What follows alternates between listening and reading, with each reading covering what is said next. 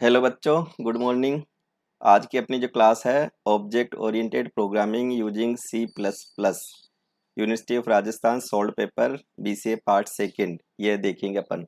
तो अपन शुरू करते हैं। इंपॉर्टेंट क्वेश्चंस है, परीक्षा के पॉइंट ऑफ व्यू से आप इनको है ना लर्न कर ले हुए। तो अपना पहला क्वेश्चन है, डिफाइन पॉलीमॉर्फिज्म।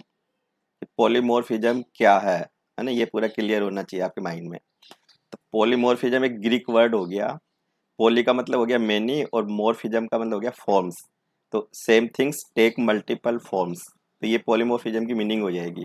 तो एक ग्रीक वर्ड पोली मीन्स होता है मेनी, है ना, बहु, और मल्टीपल मेनी और मल्टीपल कह दो, और मॉर्फिज्म हो गया मीन्स फॉर्म्स, बहुरूपीय। सिंपल से अपन कह सकते हैं इसको बहुरूपीय। जैसे एक बहुरूपीय का कंसेप्ट होता है ना, वैसे ही पॉलीमॉर्फिज्म का कंसेप्ट हो गया। तो यहाँ पे कोई भी अपना है ना ऑब्जेक्ट हो सकता है या फंक्शंस हो सकता है, डिफरेंट डिफरेंट फॉर्म्स ले सकता है। तो आर्ग्यूमेंट चेंज करके अपन डिफरेंट डिफरेंट फॉर्म्स क्रिएट कर सकते हैं।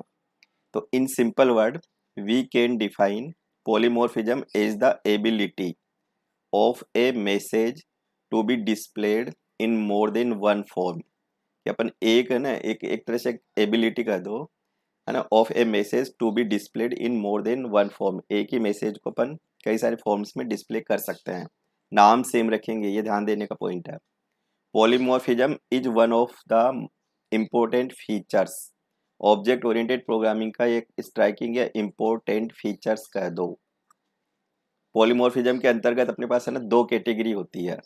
एक तो कंपाइल टाइम, जो कंपाइल के फेज में है ना पूरा सब कुछ डिसाइड हो जाता है। एक आपका रन टाइम पॉलीमॉर्फिज्म हो जाता है। तो कंपाइल टाइम में आपका फंक्शंस ओवरलोडिंग और एक ऑपरेटर ओवरलोडिंग, ये कंपाइल टाइम पॉलीमॉर्फिज्म के एग्जाम्पल है। जिसको फिर अपन जैसे जैसे अपन इनसे है ना बाइंड होंगे, तो अपन ये कंपाइल टाइम के फेज में ही हो जाएंगे। तो इसको अपन ना अर्ली बाइंडिंग, है ना, ये आपका स्टैटिक बाइंडिंग कह सकता हूँ मैं। और रन टाइम पॉलीमॉर्फिज्म ये आफ्टर रन करने के बाद में अपन ये अप्रोप्रिएट फंक्शंस का सिलेक्शन करते हैं रन होने के लिए। तो फंक्शन से जब बाइंड होंगे वो रन करने के बाद बाइंड होंगे अपन। तो ये आपका ना लेट बाइंडिंग या डायनामिक बाइंडिंग कह सकते हैं अपन। नेक्स्ट क्वेश्चन है, क्लास क्या है। तो क्लास जस्ट लाइक अपन एक जैसे ब्लूप्रिंट होता है ना अपना, वैसे अपन सोच सकते हैं। क्लास को अपन जस्ट लाइक ए टेम्पलेट की तरह सोच सकते हैं। क्लास एक तरह से यूजर डिफाइंड डेटा टाइप हो जाता है, जिसमें अपन डेटा को और डेटा में जो ऑपरेशंस करेंगे मेथड्स, उसको एक साथ है ना बाइंड करके एक यूनिट बनाते हैं। तो एक डेटा टाइप अपन क्रिएट करते हैं, तो वो क्लास हो जाता है अपना। तो class is a way to bind. Bind का मतलब होता है एक तरह से कंबाइन करना या बांधना। Bind and it's associated functions together. Data को और फंक्शंस को बाइंड करो, एक यूनिट बनाओ, वो अपने आप में क्लास होती है। It allows the data and functions to be hidden. Data और फंक्शंस को ये है ना एक तरह से हिडन करने के लिए ना परमिट करेगा अपन को क्लास, इफ नेसेसरी, अगर जरूरत हो तो। When defining a class we are creating a new abstract data type. जब अपन क्लास को डिफाइन कर देते हैं तो अपने पास एक नया एब्स्ट्रैक्ट डेटा टाइप क्रिएट हो जाता है। That can be treated as other built in data type. तो वह एक एज अपन फिर बिल्ट इन डेटा टाइप की तरह उसको काम में ले सकते हैं अपन। तो क्लास का अगर अपन सिंटेक्स देखें तो class consist of two part, data member, एक मेंबर फंक्शंस। मतलब डेटा से और मेंबर फंक्शंस से। फंक्शंस है जो डेटा में अपन ऑपरेट करेंगे, तो डेटा के साथ ही बाइंड करेंगे, तो ये अपने आप में ना एक क्लास हो जाएगी। तो ये class user defined data type है, एब्स्ट्रैक्ट डेटा टाइप है। एक बार अगर क्लास डिजाइन हो जाती है तो उससे अपन नंबर ऑफ कितने भी ऑब्जेक्ट है ना एक क्रिएट कर सकते हैं अपन। फिर नेक्स्ट क्वेश्चन अपना, what is the need for type conversion. ये टाइप कन्वर्जन की क्यों आवश्यकता है। तो टाइप कन्वर्जन होता है ना कि कई बार अपन को वन डेटा से अदर डेटा में कन्वर्ट करना हो। तो अब आपका जैसे मान लो कि ये एक इंटीजर डेटा है, अब इसमें 10 है, एक फ्लोट डेटा है, इसमें 4.5 है। अब इसको ऐड करोगे तो ये जो ये डेटा है ना ये ऑटोमेटिकली कन्वर्ट हो जाएगा फ्लोट में, और फ्लोट से फ्लोट फिर मैच होगा। अब अपन भी कोई भी है ना मेजरमेंट में जैसे कोई भी अपन है ना यूनिट यूज करते हैं, तो अपन एक सिमिलर यूनिट में कन्वर्ट करके फिर एडिशन सब्ट्रैक्शन मल्टीप्लिकेशन करते हैं। जैसे मैं तुमसे कहूँ 1 kg, है ना, और 2 ग्राम्स को ऐड कर दो, तो तुम ग्राम को केजी में कन्वर्ट कर दो, एक सिमिलर यूनिट आ जाएगी, फिर उनको ऐड कर दो। तो ऐसे ही यहाँ पे डेटा टाइप की थ्योरी आ जाएगी। कि अपन डेटा टाइप को अपन है ना वन फॉर्म से अदर फॉर्म्स में कन्वर्ट करें, फिर अपन प्रॉपर वे में एक रिजल्ट्स को है ना एक तरह से यूज करें, तो फिर डेटा टाइप की रिक्वायरमेंट होगी कन्वर्जन की। तो दो तरह के कन्वर्जन होते हैं, एक तो implicit type conversion, explicit type conversion.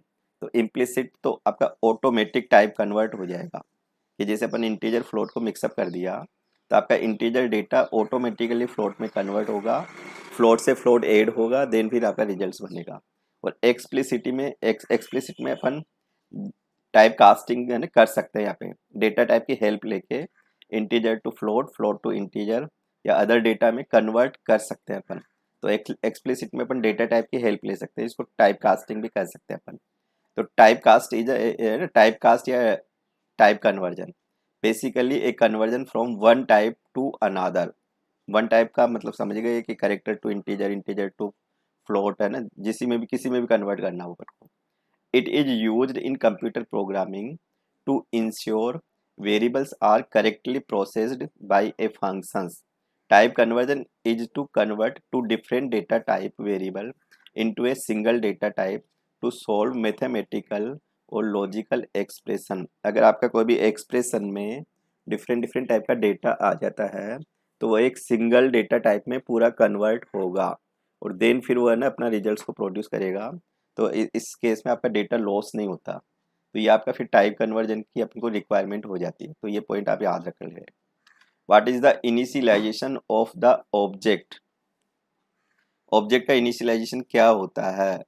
तो ऑब्जेक्ट में क्या होता है कि डेटा भी होगा, ऑब्जेक्ट में है ना मेथड्स भी होंगे। तो अपन ऑब्जेक्ट के जो डेटा मेंबर्स है उनकी वैल्यू कैसे क्रिएट करें?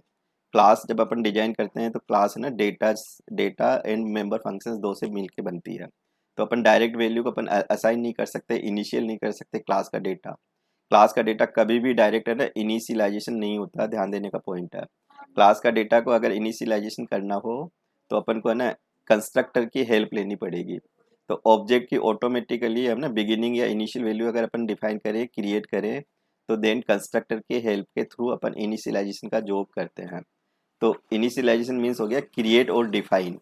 कोई मुझे ना इनिशियलाइजेशन क्या है, बिगिनिंग की वैल्यू लेके काम करो। तो यहाँ पे क्रिएट और define object, initial value class member data. Object value initialize using constructor functions at run time या डायनामिकली। अपन जितना भी सी प्लस प्लस में इनिशियलाइजेशन है ना क्लास का डेटा या ऑब्जेक्ट की वैल्यू को क्रिएट करेंगे, इनिशियलाइजेशन करेंगे, वो कंस्ट्रक्टर के थ्रू करेंगे। और कंस्ट्रक्टर है ना ऑब्जेक्ट जब क्रिएट होता है तब रन होता है, और फिर क्लास की एक जो डेटा ऑब्जेक्ट की डेटा वैल्यू है वो पूरी फिक्स हो जाती है। तो ये काम पूरा कंस्ट्रक्टर के थ्रू कर सकते हैं। कंस्ट्रक्टर फिर कई प्रकार के होते हैं अपने पास। तो जैसे अपन ने ये एक डिफाइन की क्लास ए बी सी, इसमें अपन ने दो दो डेटा मेंबर रखा, ए और बी। ए और बी में अभी है ना कोई भी वैल्यू इनिशियल नहीं है। फिर अपन ने है ना ये क्लास का नाम है, ये फंक्शंस का नाम है, सेम रखा, तो ये कंस्ट्रक्टर बन जाएगा। अब ए की वैल्यू अपन ने 10 इनिशियल कर दी, बी की वैल्यू है ना 4.5 45.78 को इनिशियल कर दिया। तो ये है ना कंस्ट्रक्टर बनाया। तो ये इनिशियलाइजेशन का जॉब करेगा, ऑटोमेटिकली ये रन होता है जैसे अपन ऑब्जेक्ट बना देंगे। तो अपन ने ये क्लास का डेटा टाइप की हेल्प से ऑब्जेक्ट क्रिएट किया, और एक्स आपका ऑब्जेक्ट हो गया। जैसे ही ऑब्जेक्ट क्रिएट होगा तो ये ऑटोमेटिकली है ना रन हो जाएगा, और ये क्लास का जो डेटा मेंबर है ये आपका इनिशियल हो जाएगा। फिर अपन डायरेक्ट अपन इनको एक्सेस कर सकते हैं अपन। फिर नेक्स्ट क्वेश्चन अपना, state any two rules for overloading operator. तो ओवरलोडिंग ऑपरेटर की मतलब होता है कि जितने भी आपके एग्जिस्टिंग ऑपरेटर है उनकी अपन है ना एक स्पेशल मीनिंग डिजाइन क्रिएट कर सकते हैं, अपन डिफाइन कर सकते हैं। तो अगर आप स्पेशल मीनिंग बना दोगे तो वो उस क्लास के लिए फिर वो मीनिंग है ना काम करेगी। तो वो आपका ऑपरेटर ओवरलोड कहलाएगा। तो ऑपरेटर ओवरलोड के अपन को यहाँ पे टू रूल्स बताने हैं। तो टू रूल्स क्या है? तो ओनली बिल्ट इन ऑपरेटर, जो बिल्ट इन का मतलब जो एग्जिस्ट है, जो एक लैंग्वेज में पूरे डिफाइन होते हैं, कई कई तरह की कैटेगरी है। तो बिल्ट इन ऑपरेटर को ही अपन ओवरलोड कर सकते हैं। बिल्ट इन के अलावा कोई एक्स्ट्रा ऑपरेटर है तो उनको ओवरलोड नहीं कर सकते। New operator can not be created, नया ऑपरेटर अपन बना नहीं सकते। तो पहला रूल्स तो ये हो गया। Second rule, the overload operator must have at least one operands that is user defined type. कोई भी आप ओवरलोड ऑपरेटर को यूज करोगे तो कम से कम वो है ना एक ऑपरेंड्स को अलाउ करेगा। जब भी उसको अपन यूज करना चाहेंगे तो आप डेफिनेशन तो लिख ही दोगे, फिर उसको जब एक्सेस करोगे तो उसके साथ में ना एक एटलीस्ट वन ऑपरेंड्स है ना देट यूजर डिफाइंड टाइप का होगा, उसको अपन यूज करेंगे। तो ये सेकंड रूल है। कुछ सर्टेन ऑपरेटर्स है जिनको अपन ओवरलोड नहीं कर सकते। तो इनबिल्ट तो वो होते हैं इन है ना प्री डिफाइंड ऑपरेटर्स तो होते हैं इनबिल्ट, अगर उनमें से भी कुछ सर्टेन ऑपरेटर है जिनको ओवरलोड नहीं किया जा सकता। साइज ऑफ हो गया, है ना, ये आपका ये टर्नरी ऑपरेटर्स हो गया, एक आपका ये स्कोप रिजोल्यूशन ऑपरेटर हो गया, है ना, मेंबर सेलेक्टर ऑपरेटर्स हो गए।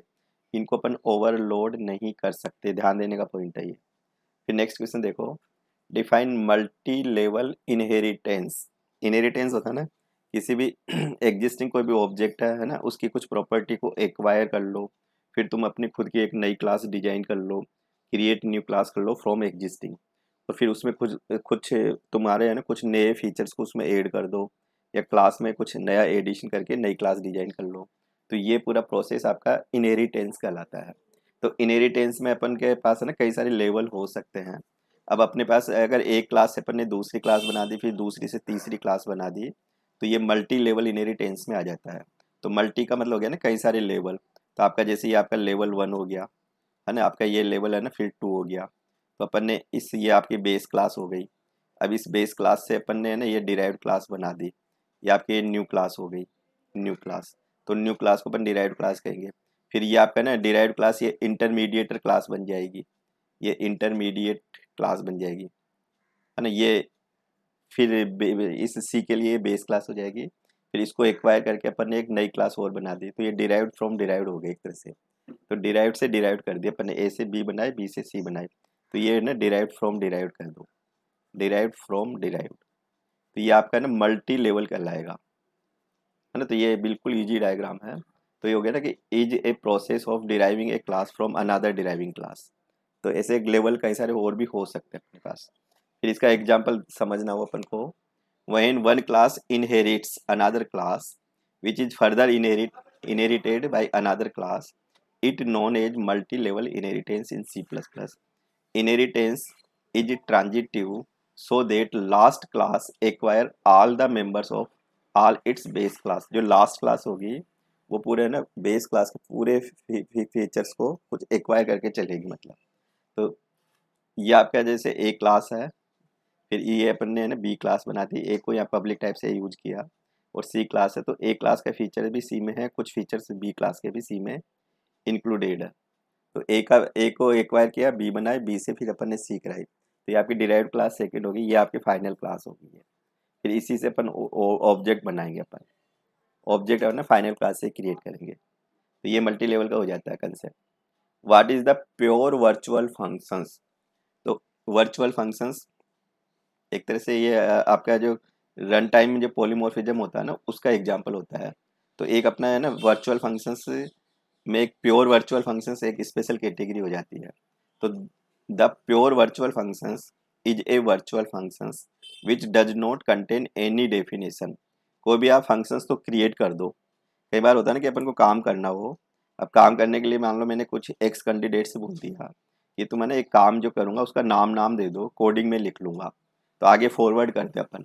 तो तुम कहोगे कि मैं उसकी डेफिनेशन खाली छोड़ देता हूँ, फिर तुम उसको एडोप्ट कर लो और एक नई डेफिनेशन बना देना, बाद में उसको है ना उसमें राइट कर देना, रीराइट कर दे अपन। तो ऐसे ही अपन को जब कोडिंग का जब अपन कई बार करते हैं तो अपन है ना फंक्शंस तो डिजाइन करके छोड़ देते हैं, फिर आगे फर्दर फिर इनहेरिटेंस में उसको फर्दर फिर है ना डिफाइन कर देते हैं अपन। तो ये जो सिचुएशन आती है ये वर्चुअल फंक्शंस के अंतर्गत आती है। तो प्योर वर्चुअल फंक्शंस का जो मतलब होगा, ये फंक्शंस के जो बॉडी पार्ट होगा उसमें कुछ भी डेफिनेशन नहीं होगी, है ना, उसमें कुछ भी इंस्ट्रक्शंस नहीं होंगे, कोडिंग नहीं होगी, तो अपन डेफिनेशन को खाली रख देते हैं, तो वो प्योर वर्चुअल फंक्शंस के अंतर्गत आ जाता है। तो the normal functions is preceded with A keyword, है ना, वर्चुअल। तो जब भी अपन वर्चुअल फंक्शंस बनाएंगे तो एक तो वर्चुअल कीवर्ड लगेगा, है ना। The pure virtual functions and with zero. तो अपन को या तो इक्वल करके जीरो लिख दो या डेफिनेशन को ब्लैंक छोड़ दो। तो अपन वर्चुअल और वॉइड और या एबीसी या फंक्शंस की डेफिनेशन है, इसको अपन ऐसे भी लिख सकते हैं कि वॉइड, है ना, वर्चुअल, वर्चुअल कीवर्ड तो आपको लगाना ही है ना, फिर फंक्शंस का नाम एबीसी और फिर अपन ने यहाँ पे ना यहाँ पूरी डेफिनेशन को खाली छोड़ सकते हैं, यहाँ पे पूरा नल स्टेटमेंट हो सकता है, यहाँ पे नल स्टेटमेंट। या आप इक्वल जीरो कर दो तो यानी कि इसमें बॉडी पार्ट बिल्कुल नहीं होता और वर्चुअल कीवर्ड लगेगा, और डेफिनेशन इक्वल करके जीरो कर सकते हो, ये वर्चुअल की मीनिंग है यहाँ पे। फिर in list any four method provided by F stream O stream, तो इनपुट स्ट्रीम, क्योंकि अपन है ना कोई भी प्रोग्रामिंग में आप काम करोगे तो सिंपल सी थ्योरी है कि इनपुट और आउटपुट अपन को चाहिए होंगे, डेटा लेना, प्रोसेस करके रिजल्ट्स देना। तो डेटा को कैसे एक्सेप्ट करें, रिजल्ट्स को कैसे ना डिस्प्ले में लेके जाएं। तो यहाँ पे सी प्लस प्लस में ये दो क्लासेस होती है, प्री डिफाइंड क्लास है इनपुट आउटपुट के लिए, एफ स्ट्रीम, एक हो गया आउट स्ट्रीम, है ना, नहीं ये हो गया आपका इन इन स्ट्रीम होगा, ये आई स्ट्रीम, ये है ना आई स्ट्रीम, और एक होता है ओ स्ट्रीम, यहाँ पे आई समझना इसको ना, I stream and O stream. तो ये दो प्री डिफाइंड क्लास है, इन क्लास के अंदर मेथड्स होते हैं। अब कौन कौन से मेथड्स होते हैं जो इनपुट और आउटपुट में अपन यूज में ले सकते हैं। तो member functions of I stream, है ना, इनपुट स्ट्रीम, ओ का मतलब आउटपुट स्ट्रीम। तो यहाँ पे एक फंक्शंस का नाम हो गया E O F, end of file, एक फेल हो गया, है ना, ये फेल भी एक फंक्शन है, मेथड है। और अगर ओ स्ट्रीम्स के कुछ फंक्शंस देखें तो प्रिसीजन और आपका विड्थ। अब इन अपन आई स्ट्रीम या ओ स्ट्रीम के कोई भी जब ऑब्जेक्ट बनाएंगे तो ऑब्जेक्ट के साथ इन फंक्शंस को यूज करेंगे। तो यहाँ पे इस क्वेश्चंस में यानी ये फोर मेथड्स का ही अपन को यहाँ नाम देना है। आप चाहो तो इनको डिफाइन करना चाहो कर सकते हो, आगे एक्सप्लेनेशन देना चाहो। फिर नेक्स्ट क्वेश्चन अपना, list any three standard exception handling keyword in C plus plus with their significance. तो जो एक्सेप्शंस होती है ये मतलब ये अनएक्सपेक्टेड एरर्स होती है, ये रन टाइम ऑटोमेटिकली कई बार जनरेट हो जाती है डेटा को लेके। तो रन टाइम इनको अपन डील करते हैं, जो एरर है ना रन टाइम, अनएक्सपेक्टेड एरर है रन टाइम जो जनरेट होती है, वो एरर्स आपका एक्सेप्शन कहलाता है। एक्सेप्शन बेसिकली एरर्स ही होता है, तो ये रन टाइम एरर्स होती है, इसे मान लो तुम तो। अब रन टाइम एरर है ना डेटा की वजह से भी हो सकती है, हार्डवेयर की वजह से भी हो सकती है। अब इनको अपन कैसे डील करें, तो या फिर डील करने के लिए कौन से कीवर्ड है। तो सी प्लस प्लस में, जावा में, पाइथन में, पीएचपी में, सब में एक्सेप्शन की थ्योरी आती है। तो अपने पास है ना एक्सेप्शन को डील करने के तीन कीवर्ड है, एक तो ट्राई कीवर्ड है, थ्रो कीवर्ड है ना, एक केज कीवर्ड है। अब ट्राई कीवर्ड क्या करेगा, ये इसके अंदर अंतर्गत पूरी एक्सेप्शन को अपन डिफाइन करते हैं, टेस्ट करते हैं पूरी एक्सेप्शन को।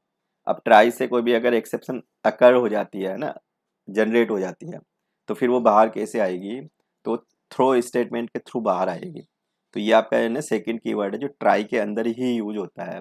फिर thrown exception when problem is detected, कोई भी अगर एक्सेप्शन की प्रॉब्लम डिटेक्टेड हो जाती है तो उसको है ना बाहर निकालो। तो बाहर कैसे आओगे, थ्रो करो उसको। तो थ्रो करने के बाद में वो है ना केच उसको रिसीव करेगा, विच विच लेट्स अस है ना क्रिएट एंड कस्टम एरर जो अपन डिफाइन करते हैं। फिर catch statement allow you to define a block code to be executed if any error occurs in the try block. तो केच में अपन है ना प्रॉपर एक्शन लेते हैं अपन यहाँ पे। तो ट्राई में पूरा डिफाइन हो गई, थ्रो से बाहर आएगी, है ना, थ्रो ट्राई ब्लॉक में थ्रो होगा, केस से पूरी है ना पूरी अपनी डील होती है एक्सेप्शन। तो ये अपने पास तीन कीवर्ड है, ट्राई, थ्रो, केच। अच्छा क्वेश्चन है ना, 4 नंबर का भी आ जाता है, 12 नंबर में भी आ जाता है, तो इसको है ना ठीक से याद रखें। नेक्स्ट क्वेश्चन अपना, right A short notes about private member functions. तो अपन जब क्लास में है ना क्लास को डिफाइन करते हैं तो class consist of data member and functions method से बनती है। तो अपन डेटा मेंबर और फंक्शंस की विजिबिलिटी कैसे रखें, तो विजिबिलिटी रखने के लिए अपने पास एक्सेस स्पेसिफायर है। तो उसमें से एक एक्सेस स्पेसिफायर में से एक अपने पास है ना प्राइवेट है। अदर एक्सेस स्पेसिफायर देखें तो पब्लिक है, प्रोटेक्टेड है ना, तीन एक्सेस स्पेसिफायर होते हैं क्लास में। तो प्राइवेट की क्या मीनिंग है, तो प्राइवेट जो भी डेटा होगा है ना, बाय डिफॉल्ट क्लास का जो मेंबर होता है या तो डेटा या मेंबर फंक्शंस वो प्राइवेट ही होता है। प्राइवेट का मतलब होता है कि वो आउटसाइड जो पब्लिक होगी, आउटसाइड जो है ना वर्ल्ड है, उनके लिए वो हिडन होगा। प्राइवेट डेटा को अपन है ना बाहर एक्सेस नहीं कर सकते और देख भी नहीं सकते। तो वो तुम कहोगे एक्सेस कैसे होगा, जो क्लास के अंदर मेथड्स होंगे वो ही प्राइवेट डेटा को एक्सेस कर सकते हैं अपने पास। तो class member declared is private can be accessed only by the member functions inside the class. अगर आपने प्राइवेट मेंबर फंक्शंस बना रखा है क्लास के अंदर तो क्लास के अंदर जितने भी आपके मेथड्स है वो ही प्राइवेट डेटा को अलाउ कर लेंगे, मतलब ये एक पॉइंट है। They are not allowed to be access directly by any object और functions outside the class. Class के बाहर कभी भी प्राइवेट डेटा एक्सेस नहीं होता, ऑब्जेक्ट के थ्रू भी एक्सेस नहीं होगा। अगर तुम एक्सेसिंग देना चाहो तो फिर फ्रेंड फंक्शंस के थ्रू जरूर दे सकते हो। ओनली द मेंबर फंक्शंस और the friend functions are allowed to access the private data member of a class. Class के अंदर जितने भी आपके मेंबर फंक्शंस होंगे, कोई से भी है ना विजिबिलिटी एरिया को वो एक्सेस कर लेगा, या फ्रेंड फंक्शंस के थ्रू प्राइवेट डेटा को एक्सेस कर सकते हैं अपन। We can not call private member functions from main, कि डायरेक्ट अपन मेन के अंदर इनको कॉल नहीं कर सकते।